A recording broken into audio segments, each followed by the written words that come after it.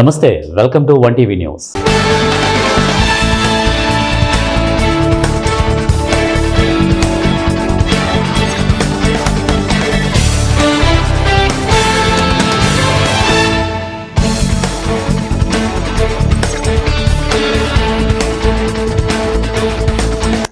కడప జిల్లా పోరుమామిల్లా పట్టణంలోని మల్లకత్వ సమీపంలో ఉన్న వెంకటేశ్వర కళ్యాణ మండపంలో ఆదివారం ఆంధ్రప్రదేశ్ రాష్ట్ర జానపద కళాకారుల సంఘం ఆధ్వర్యంలో రాష్ట్ర నూతన కమిటీ సమావేశం నిర్వహించారు. ఈ కార్యక్రమానికి ముఖ్య అతిథిగా Badvel market yard vice chairman Bapi Reddy Ravindra Reddy హాజరయ్యారు. అలాగే రాష్ట్ర నాయకులు ఆయనను సెలవుతో సత్కరించి మెమోంటో అందించారు. ఈ సందర్భంగా ఆయన మాట్లాడుతూ కళాకారులంతా ఏకమై మన పోరుమామిల్లా ప్రాంతంలో సమావేశం కావడం అభినందనీయమని అన్నారు. అదేవిధంగా మన ప్రాంతవాసి చెక్కభజన గురువు కందుల రవికుమార్ను అధ్యక్షుడిగా ఎన్నుకోవడం సంతోషంగా ఉందన్నారు. అతని ఆర్థిక పరిస్థితి ఎలా ఉన్నా కళారంగాన్ని నమ్ముకొని చుట్టుపక్కల ప్రాంతాల్లో ప్రజల మన్ననలు పొందిన వ్యక్తి అన్నారు. ఇదే ఉత్సాహంతో కళాకారులంతా ఐకమత్యంగా ఉంటూ ఇలాంటి కార్యక్రమాలు మరెన్నో చేయాలని ఆకాంక్షించారు. జానపద కళాకారులకు తన సహాయ సహకారాలు ఎల్లప్పుడూ ఉంటాయని ఆయన పేర్కొన్నారు. ఆయనతో పాటు టీడీపీ నాయకులు పోలిరెడ్డి కృష్ణారెడ్డి, కళాకారులు తదితరులు పాల్గొన్నారు.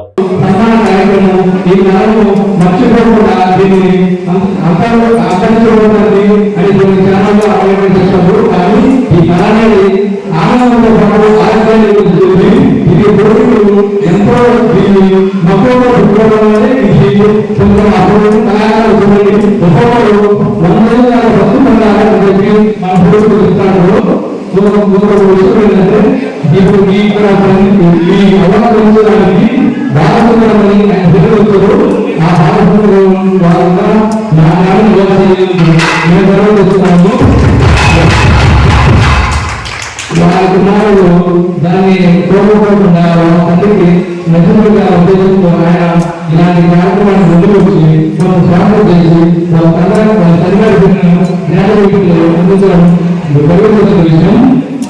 వాళ్ళ సమాజంలోని కడప, కర్నూలు, చిత్తూరు, అనంతపురం, నెల్లూరు, ప్రకాశం, రాయచూర్, బళ్ళారి, చిత్తదుర్గం, కోలార్, కృష్ణగిరి, వేలూరుతో 12 జిల్లాలు కలిపి ప్రత్యేక రాయలసీమను ఏర్పాటు సాధనకై పోరుబాటకు సిద్ధం కావాలని రాయలసీమ రాష్ట్ర సమితి జాతీయ నాయకులు డాక్టర్ కుంచా వెంకట సుబ్బారెడ్డి రాయలసీమ వాసులకు పిలుపునిచ్చారు. 88 సంవత్సరాలైనా నెరవేర్చని శ్రీబాగు ఒప్పందం అమలుపరచని కేంద్ర రాష్ట్ర ప్రభుత్వాల నిర్ణయాలకు వ్యతిరేకంగా కర్నూలు పట్టణంలోని స్థానిక అంబేద్కర్ భవనంలో రాయలసీమ వాసులతో చర్చా వేదిక ఏర్పాటు చేశారు. ఈ సందర్భంగా డాక్టర్ కుంచా వెంకట సుబ్బారెడ్డి మాట్లాడుతూ శ్రీబాగు ఒప్పందం ప్రకారం 1937 నవంబర్ 16వ తేదీన కోస్తా నాయకులకు రాయలసీమ నాయకుల మధ్య ఒక ఒప్పందం కుదిరింది. 8 దశాబ్దాలలో ఆ ఒప్పందంలోని ఏ ఒక్క అంశము అమలు కాలేదని ఆయన అన్నారు. రాయలసీమ ప్రాంతం నుండి ముఖ్యమంత్రులు అవుతున్నారు తప్ప రాయలసీమని అభివృద్ధి చేయడంలో విఫలమవుతున్నారని ఆయన ఆవేదన వ్యక్తపరిచారు. రాయలసీమను రాళ్లసీమగా చేస్తున్నారని తెలిపారు. దీనికి ముఖ్య అతిథి భాస్కర్ రెడ్డి, మిగతా అందరికీ పేరు పేరున హృదయపూర్వక ధన్యవాదాలు. శ్రీబాగు ఒడిబాగు ఒప్పందం ప్రకారము రాయలసీమ పాలకులు నిర్లక్ష్యం చేస్తున్నారు కాబట్టి ఇప్పటికైనా తెలుసుకొని మీరు అమలు చేయకపోతే ఎక్కడైనా కానీ మీ పాలకులు తిరగలేదు కబడ్డాలని చెప్తున్నా. మీరు ఇక్కడ రాష్ట్రాలకు పోయి 1000 కోట్లు ఒప్పందం చేసుకుంటారే, అగ్రిమెంట్ చేసుకుంటారే, దీంతో సిద్ధ లేదా? దానికి డబ్బుల కోసం మీకు పర్సెంటేజ్ వస్తుందని మీరు పోతున్నారు కాబట్టి దీనిపైన మేము పోరాడతాం, ఎంతో త్యాగం చేస్తాము. ఈ శ్రీబాగ్ ఒప్పందం ప్రకారము అలమట్టి డ్యాము ఎత్తు పెంచుతారు. పర్మిషన్ లేకపోయినా అలమట్టి డ్యామ్ అయితేనేమి, ఇక్కడ ఫ్యాక్టరీలు స్టీల్ ప్లాంట్ అయితేనేమి, రాయలసీమ ప్రాజెక్టులు అందరినీవా సుజల సవంతి బీమా పథకము ఈ ప్రాజెక్టులు మీరు చేయలేదు కాబట్టి దీనిపైన వీళ్ళకందరికీ చేయకపోతే రాయలసీమ రాష్ట్ర పార్టీ చూస్తూ ఊరుకోదు. రాయలసీమ ప్రజలు తరిమి కొట్టే దగ్గర పడ్డాయి.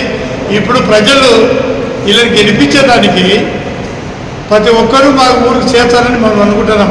నేనేమంటే రాయలసీమ అభివృద్ధి కోసము ప్రతి గ్రామాన సీసీ రోడ్ అయితేనేమి, కరెంట్ అయితేనేమి, హౌసింగ్ ఇల్లు అయితేనేమి, డైలీ రాయలసీమ బంగారు రాష్ట్రంలో ఉండాలి.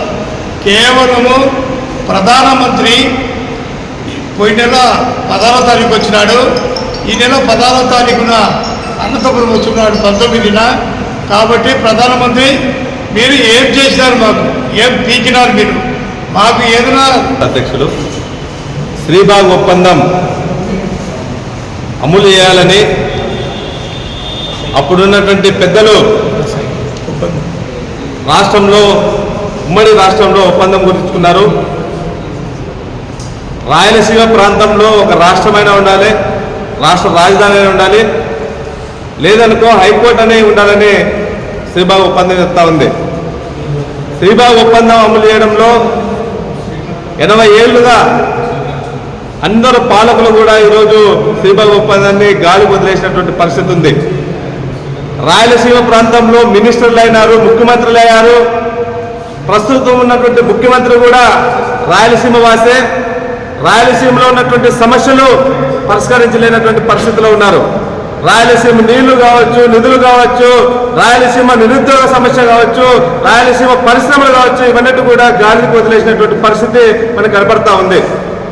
గుండ్రేవన అయితేనేమి, వేదవతి రిజర్వాయర్ అయితేనేమి, గురు రాఘవేంద్ర ప్రాజెక్టు వెడల్పు అయితేనేమి, సిద్ధేశ్వర మలుగు అయితేనేమి, వీటన్నిటిపైన కూడా రాయలసీమ వాసులుగా నినాదం చేస్తా ఉన్నా కానీ పాలకులు ఏమాత్రం కూడా. కాబోయే chief justice of India justice Suryakant Srikalahasteeswara Swamy వారిని కుటుంబ సమేతంగా పాల్గొని ప్రత్యేక పూజలు నిర్వహించారు. ఆలయ చైర్మన్ కొట్టే సాయి ప్రసాద్ మరియు కార్యనిర్వహణాధికారి టి బాపిరెడ్డి వారిని సాదరంగా ఆహ్వానించి వారికి అంతరాలయం దర్శనం, వేద ఆశీర్వచనం ఏర్పాటు చేశారు. సదరు కార్యక్రమంలో ఆలయ చైర్మన్ కొట్టే సాయి ప్రసాద్ మరియు కార్యనిర్వహణాధికారి టి బాపిరెడ్డి, జిల్లా judge Aruna Sarika, protocol judge Gurunatham, స్థానిక కోర్టు న్యాయాధికారులు Srinivasa Nayak, Baby Rani, Krishnapriya, deputy executive officer Krishnareddy పాల్గొన్నారు.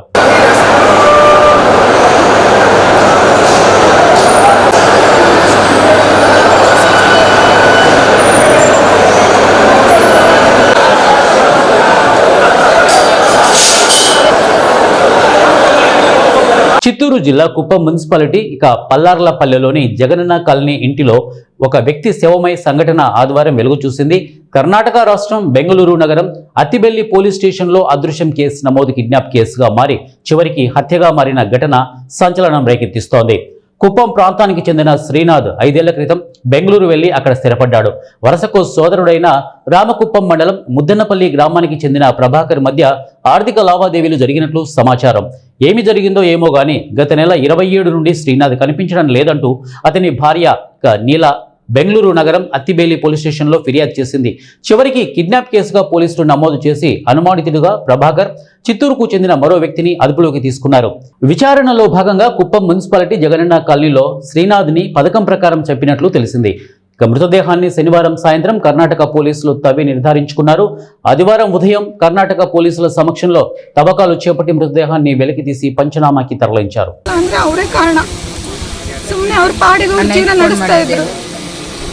ಇವ್ರು ಬಂದ್ಬಿಟ್ಟು ಪ್ರಭಾಕರ್ ಅನ್ನೋರು ಸುಮ್ಮನೆ ಬಿಸ್ನೆಸ್ ಅದು ಇದು ಅಂತ ಹೇಳ್ಬಿಟ್ಟು ಎಲ್ಲ ತಲೆಗೆ ತುಂಬಿಬಿಟ್ಟು ದುಡ್ಡು ಇಸ್ಕೊಂಡು ದುಡ್ಡು ವಾಪಸ್ ಕೊಡ್ತೀನಿ ಅಂತ ಕರೆದುಬಿಟ್ಟು ಈ ಥರ ಕೆಲಸ ಮಾಡಿದ್ದಾರೆ.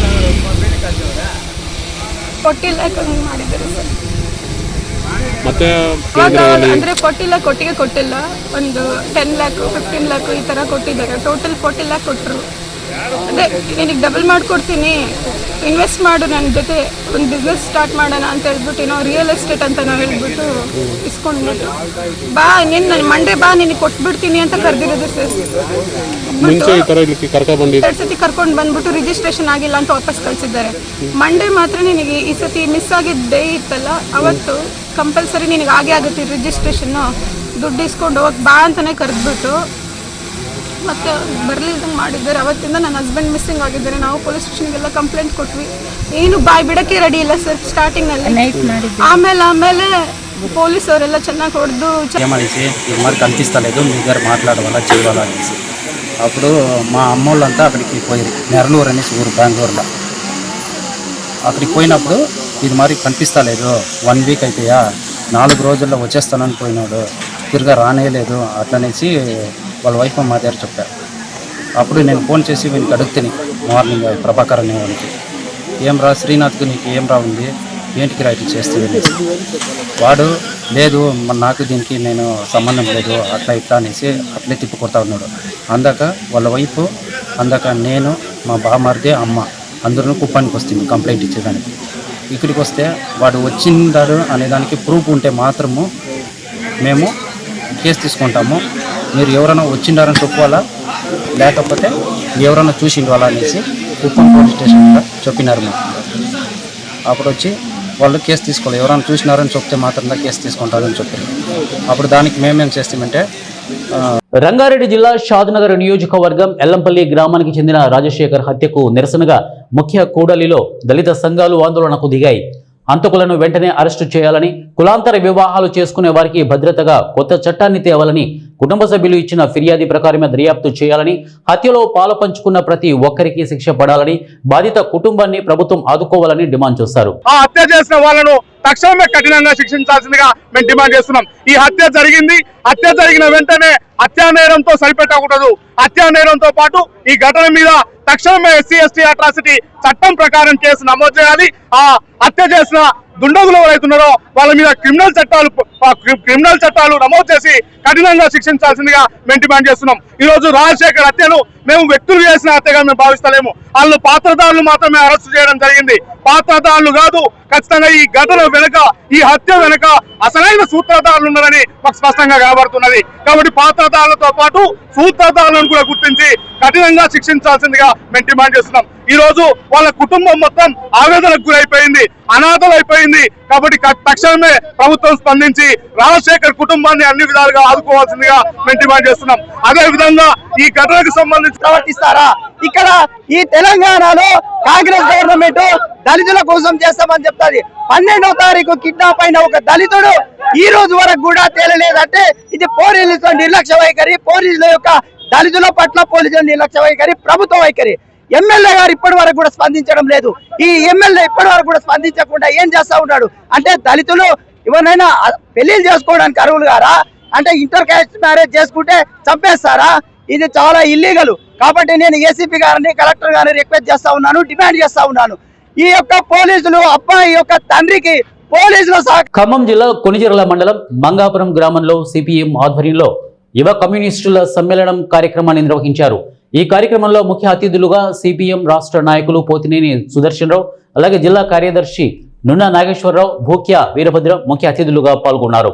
ఈ సమ్మేళన కార్యక్రమంలో యువతలో రాజకీయ చైతన్యం పెంపు, సామాజిక బాధ్యత, గ్రామీణ సమస్యల పరిష్కారం, ఉద్యోగాల కొరత, విద్యా సమస్యలు, రైతు కూలీ సమస్యలపై యువత పాత్ర వంటి అంశాలపై యువతకు అవగాహన కల్పించారు. ఈ తరహా సమ్మేళనాలు యువతను ప్రజా ఉద్యమాల వైపు దారి తీపిస్తాయని నిర్వాహకులు పేర్కొన్నారు. సిపిఎం రాష్ట్ర నాయకులు పోతినేని సుదర్శన్ మాట్లాడుతూ యువతే సామాజిక మార్పుకు నడిపించే శక్తి అని తెలిపారు. యువత ప్రశ్నించే గుణం అలవాటు చేసుకోవాలని, రాజకీయ అవగాహన లేకపోతే యువత దారి తప్పే అవకాశాలు ఉంటాయని, ప్రజా సమస్యలపై యువత ముందుండే విధంగా పార్టీ ఎల్లప్పుడూ శ్రమిస్తోందని చెప్పారు.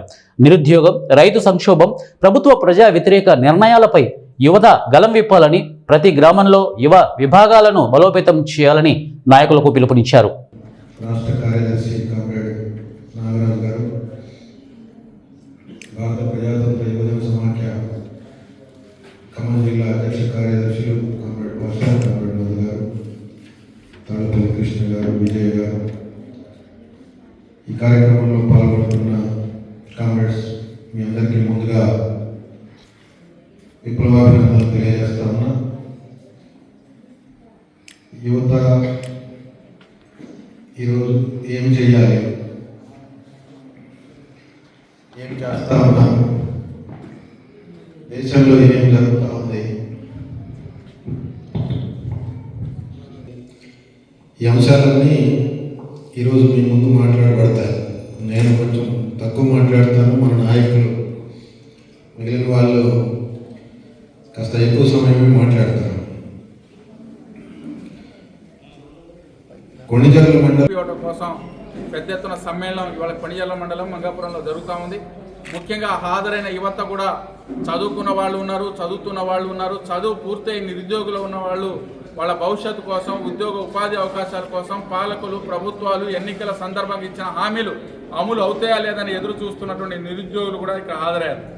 కాబట్టి ఇవాళ నిరుద్యోగ యువత కూడా ఈ ప్రభుత్వాలు చెప్పిన మాటలు అమలు కావట్లేదు. కాబట్టి ఇవాళ నిరుద్యోగ సమస్య, ఉద్యోగాలు కావాలని, ఖాళీ ఉన్న ఉద్యోగ పోస్టులను భర్తీ చేయాలని, నిరుద్యోగులకి ఇదే కాంగ్రెస్ ప్రభుత్వం రేవంత్ రెడ్డి ప్రభుత్వం 4000 పదహారులు నిరుద్యోగ భృతి ఇస్తానని చెప్పినటువంటి మాటని అమలు చేయాలని, అదేవిధంగా గ్రామాల్లో స్థానిక ఉన్నటువంటి అనేక సమస్యలు ఉన్నాయి, వాటి పరిష్కరించాలని ఈ సమ్మేళనం ఇవాళ పిలుపునిస్తూ ఉంది, డిమాండ్ చేస్తూ ఉంది.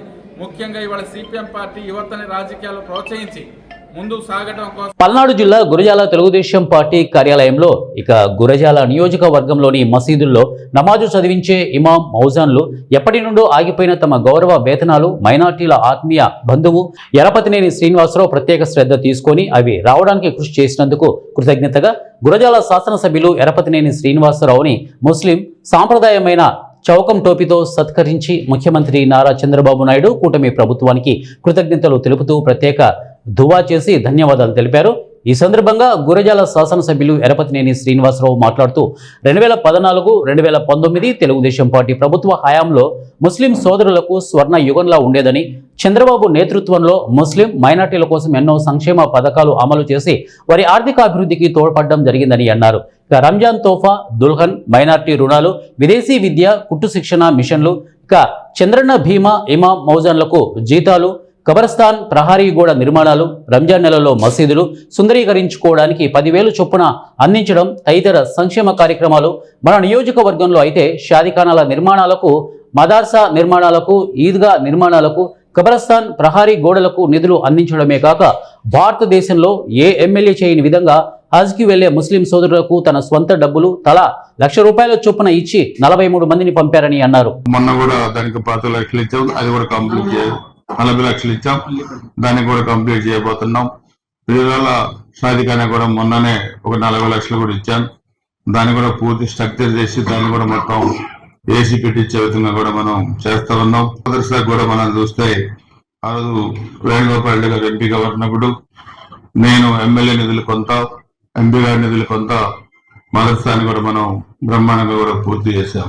దాదాపు 100 మసీదులకు పైగా ఆ రోజు బాబావాలి గారు, అమ్మేర్ గారు, మన వాళ్ళందరూ కూడా ఆయన ఫైనాన్స్ కార్పొరేషన్ డైరెక్టర్ గా ఉండి ఆ రోజు మసీదులకి మొత్తం ఎన్ని నిధులు కావాలంటే అన్ని నిధులు కూడా మన నియోజకవర్గానికి ఎక్కువ కూడా మనం తీసుకురావడం జరిగింది. మనం చూస్తే ఇక్కడ ఈద్గా నిర్మాణం మీరు చూశారు, విజయవాడలో చాలా బ్రహ్మాండంగా పాలరాయితో నిర్మాణం చేశాం.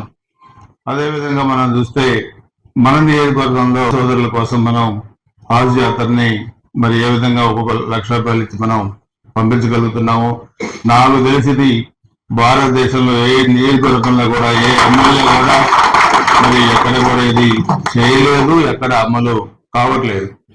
నేను కూడా బయట ప్రాంతాలకు వెళ్ళినప్పుడు కొన్ని మసీదులకు వెళ్ళాను. నేను కూడా చూస్తే ఇక్కడ వాతావరణం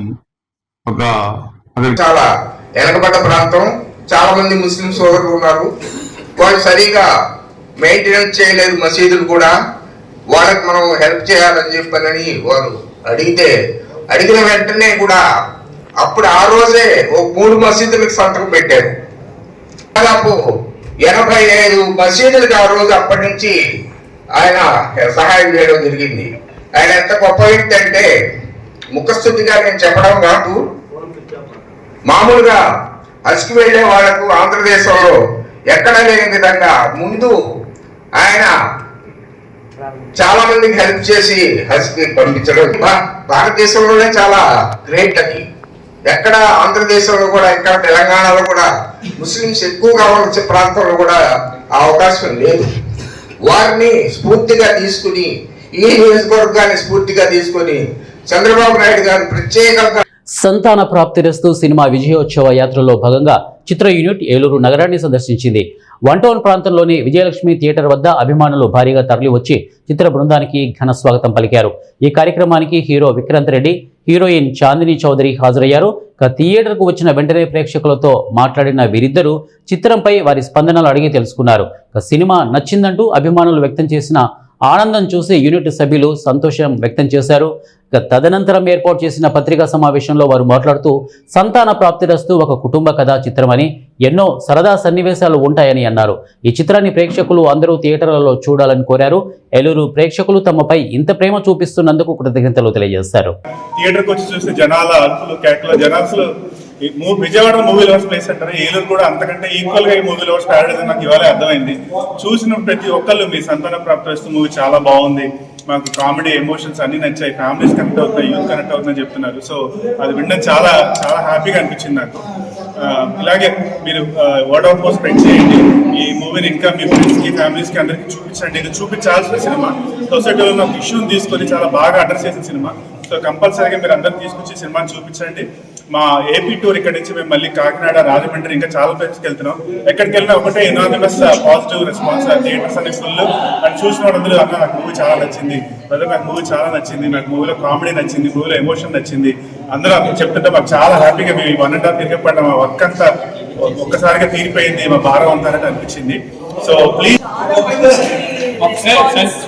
థియేటర్లో 20 టైంకల్లా వెళ్ళాము. ఫస్ట్ హాఫ్కి చాలా ఎక్సైట్మెంట్, చాలా మంచి రెస్పాన్స్ వస్తుంది, పాజిటివ్ రెస్పాన్స్ వస్తుంది. ఫ్యామిలీ ఆడియన్స్, యూత్ అందరూ కనిపిస్తున్నారు. చిన్నపిల్లలు ఇలా కొంచెం సమయంలో అందరూ వచ్చి చూడాలని మేము ముందు నుంచి అనుకున్నాం. అది ఈరోజు లైవ్లో థియేటర్లో కనిపించేటప్పటికి చాలా ఆనందంగా ఉంది.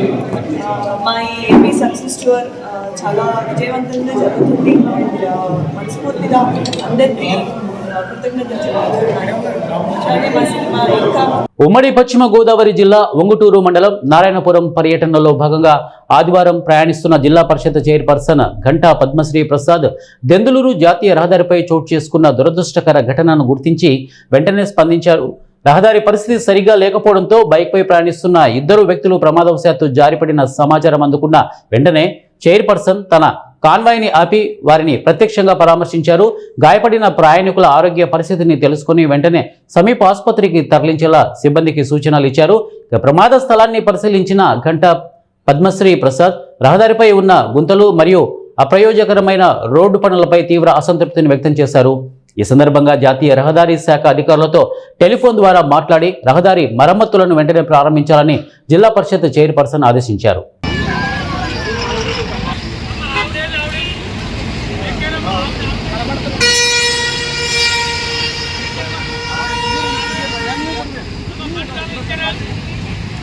పశ్చిమ గోదావరి జిల్లా భీమవరం పట్టణంలో వేంచేసి ఉన్న ప్రముఖ ఇలవేలుపు ఆరాధ్య దైవం శ్రీ మావులమ్మ అమ్మవారి మాలాదీక్షదారులచే ఇరుముడి పూర్ణాహుతి దీక్ష విరమణ కార్యక్రమం ఆలయ ప్రధాన అర్చకులు కలశ స్థాపన పూజ జరిపిన అనంతరం మంగళ వాయిద్యాల నడుమ శ్రీ అమ్మవారి సన్నిధిలో విశేష అర్చనలు జరిపి పూర్ణాహుతికి చెందిన విశిష్ట ద్రవ్యాలను ఆలయ సహాయ కమిషనర్ బుద్ధ మహాలక్ష్మి నగేష్ నెత్తిన ప్రధాన అర్చకులు పెట్టగానే పెద్ద ఎత్తున వచ్చిన భక్తులు జై శ్రీ మావులమ్మ అని అమ్మవారు నామస్మరణతో మార్మోగుతుండగా ప్రధాన అర్చకులు దేవస్థానం అసిస్టెంట్ కమిషనర్ నగేష్ సంయుక్తంగా సిబ్బంది మాలాధారుల సహకారంతో పూర్ణాహుతి కార్యక్రమం దిగ్విజయంగా నిర్వహించారు.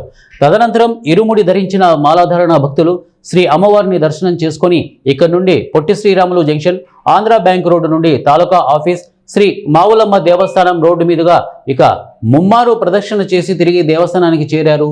అనంతరం దీక్షాదారులకు మరియు భక్తులకు 3000 మందికి అన్నప్రసాదం కార్యక్రమం నిర్వహించారు.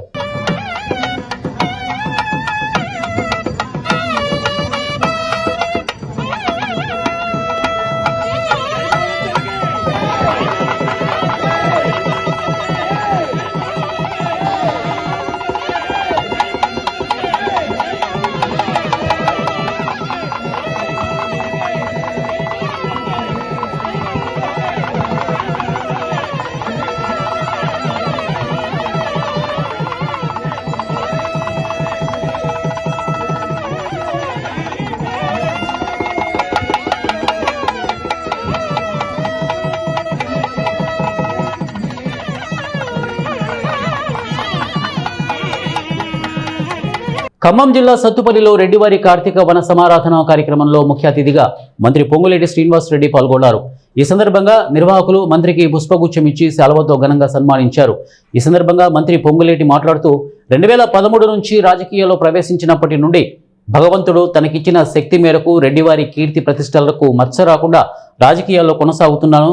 ఇక భగవంతుడు తనకిచ్చిన దానిని పక్కవారికి సహాయం చేసేందుకు కులమత రాజకీయాలకు అతీతంగా సహాయ సహకారాలు ఎల్లప్పుడూ అందిస్తామని అన్నారు. సమాజంలో ఉన్న అన్ని వర్గాల ప్రజలను కలుపుకొని అందరితో కలిసిమెలిసి తిరిగే కులం ఒక రెడ్డి కులమే అని, ఆపదలో ఉన్న మనిషికి సహాయం చేసేందుకు అందరికంటే ముందుండే కులం రెడ్డి కులమని అన్నారు. కులమతాలకు అతీతంగా పనిచేయడమే తమ లక్ష్యమని, సమాజంలో ఉన్న అన్ని వర్గాల ప్రజల సంక్షేమం అభివృద్ధి కోసం ఎల్లప్పుడూ కృషి చేస్తామని ఆయన తెలిపారు. అంతకుముందు ఆర్యవైశ్య కార్తీక వన సమారాధన కార్యక్రమంలో మంత్రి పాల్గొన్నారు. ఆ ఎలుకూరులో అన్ని వర్గాలు ప్రతి మనిషి ఎట్లా ఆనందంగా ఉండి ఆ కొవ్వొత్తిని మర్చిపోకుండా మనసులో ఎప్పటికీ పెట్టుకుని ఉంటాడో ఆ పెట్టుకునే స్వభావం పూర్తిగా ఉన్న సామాజిక వర్గం రెడ్డి సామాజిక వర్గం. ఇక్కడ నా అనే స్వార్థం కంటే కూడా ప్రతి మాటకి ముందు మధ్య చివర మన అనే తాపత్రయం ఈ సామాజిక వర్గంలో ఉండటం అది పుట్టుకతో వచ్చిన అంశం. కాబట్టి ఈ సామాజిక వర్గంలో ఉన్న మనందరం మన కుటుంబమే రెడ్డి కుటుంబం అనుకోకుండా ఈనాడు అందరినీ కలుపుకుపోయే లక్షణం ఉన్న మనకి మనం సంపాదించిన దాంట్లో మనకి ఇబ్బంది లేనంత వరకు, మనం ఉన్న పేరు ప్రఖ్యాతుల్లో మనకి అగౌరవం రానంత వరకు. ఇవే బులెటిన్ అప్డేట్స్. నెక్స్ట్ బులెటిన్లో కలుద్దాం. Until then keep watching 1 TV news. ప్రతిక్షణం ప్రజల పక్షం.